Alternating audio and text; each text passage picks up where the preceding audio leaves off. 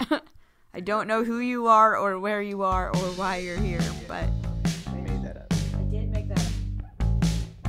You can't include that here. No, we can't include that.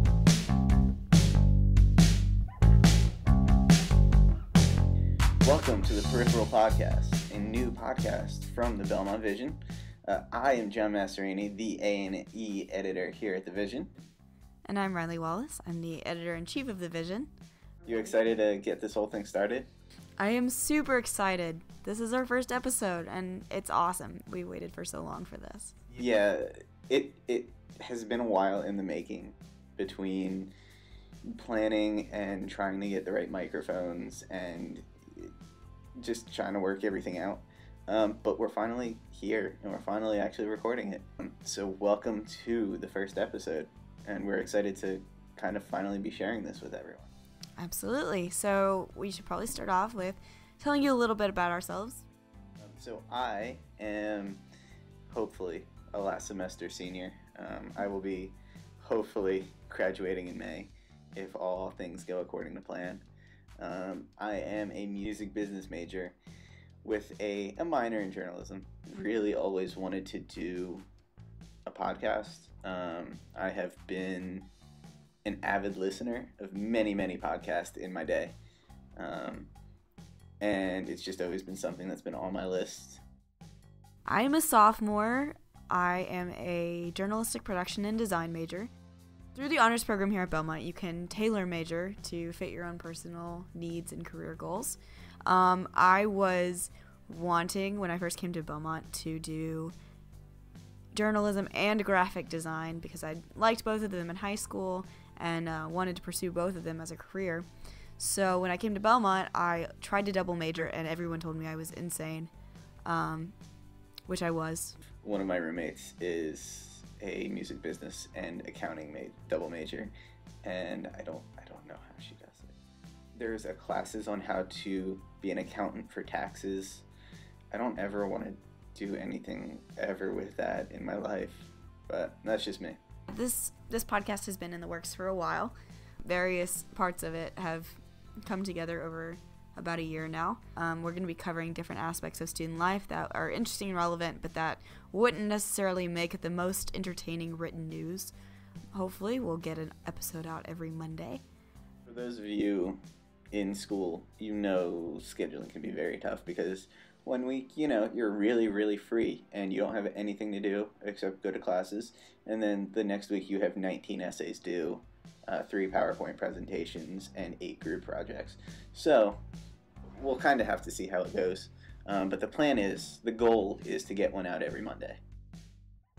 Yeah, that would be awesome, and that's what we will aim for. Although this is our first episode, and there are obviously bumps in the road to start working with. But we do appreciate your listening. That being said, we do have a shortened topic for today, something that John and I have been talking about just as conversation for a couple of weeks now, kind of brainstorming ideas.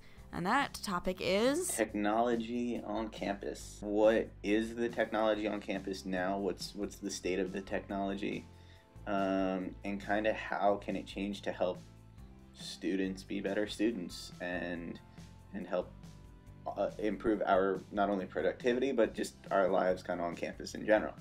One of the things that I personally would really like to see is kind of the general idea of a tablet or a Microsoft Surface or some kind of handheld larger device for each student. I think that would be probably one of the most beneficial things, simply because, we would have to pay less for textbooks. We would still have to pay a little bit, online, rentals, all that kind of stuff. But we would have to pay less for textbooks, and we would have kind of everything just at our fingertips, instead of, 15, 20, 30 pounds of books and flipping through all the pages. I feel like it would just be a lot easier.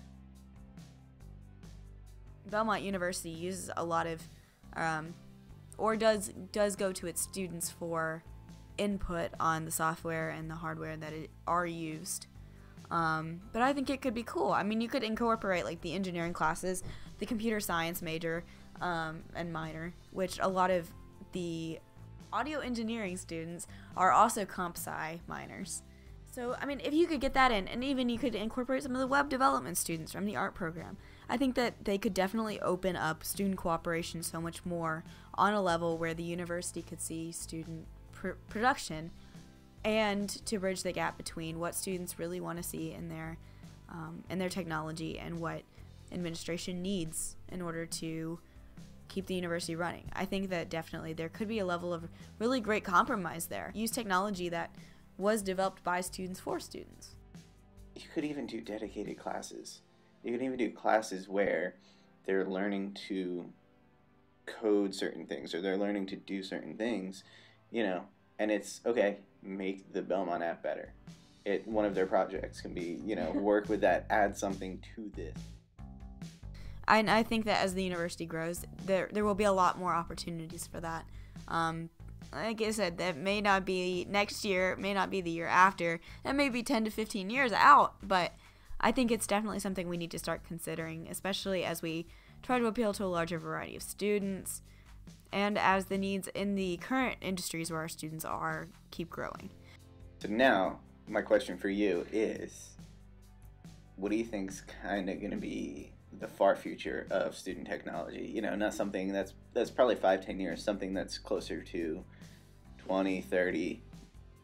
I think that we're not very far off from having teachers who there will only be like a handful of professors who teach a certain subject and will like holograph or video chat back into several universities at one time. So you could have a class at 2 p.m., but so could 500 other people around the world, which I think is really cool.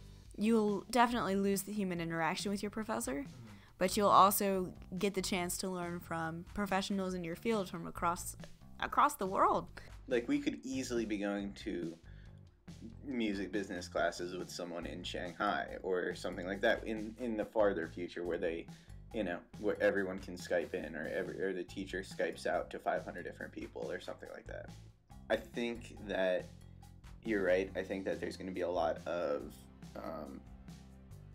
I think, honestly, in the next 30 to 40 years, college campuses in general, aren't going to be much of a thing. I think everything's going to mostly be done online. And you're not going to have in-person kind of things. So it's not going to be, us here going to our journalism class. It's not going to be us going to business class. It's going to be, I guess I have to log on to my business class now with these other 200 people. And I think it's actually going to be really interesting to see where technology goes. For all I know, it could just be every student gets a hoverboard and gets to go to class on that.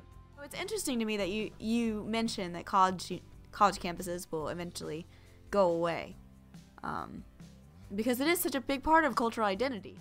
I cheer for the basketball teams and college football teams and everything like that, and I really enjoy college sports. But if people aren't going to go to the campuses because it's just easier to go online, it's far easier to go online. I go to Belmont, and I've taken 5 or 6 Belmont online classes just because it's easier for me. And it's, I don't have to get up and go wherever. I have certain things to do at certain times, and if I need my teacher, I can email them. And I think you're right, that cultural kind of stuff, like sports and like events and all of that kind of stuff, it's going to be weird. I don't know. That's what I think could happen. Last question, as it relates to technology on campuses. If you could bring one piece of technology into your classroom that you aren't currently allowed to have or not encouraged to have, what would you bring? I would love to be able to bring a TV. That's a lazy answer. I know. Alright, so that was your very first episode of the Peripheral podcast. Thank you for listening. I am John Masserini. And I'm Riley Wallace. And we will talk to you again soon.